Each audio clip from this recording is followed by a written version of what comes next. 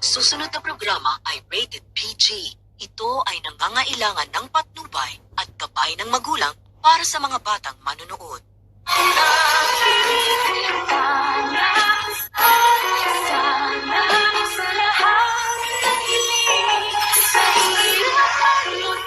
Robert, nahahalata na si Zoe kakonsaba ni Moira sa mga kalokohan ni Moira.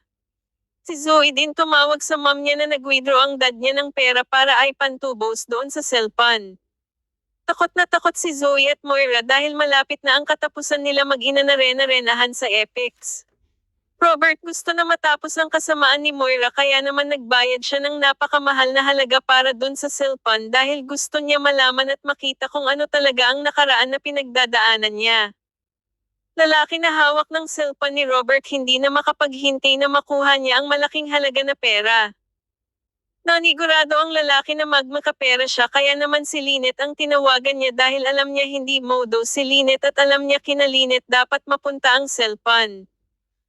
Moira, napakasamang ugali, impacta talaga dahil sa ayaw niya mapunta ang cellphone kay Lynette at ayaw din niya ito makuha ang pera ng lalaki. Nag-utos si Moira sa mga tauhan niya para abangan si Lynette at Bugs pera at cellphone pinakamahalaga talaga kay Moira.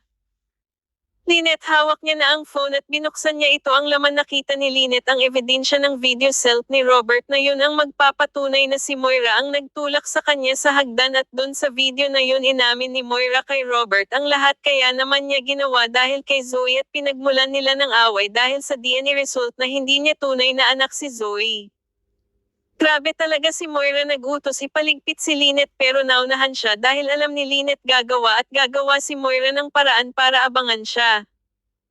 Dr. Linden, nakita nagtatalunan si Zoe at ng lalaking bumaril kay Dr. Carlos na siyang si Dr. Linden ang papatayin. Narinig ni Dr. Linden ang pinagtalunan ng dalawa kaya gulat na gulat si Zoe nang bumungad si Dr. Linden. Abangan ang susunod na full video. Maraming salamat sa panunood.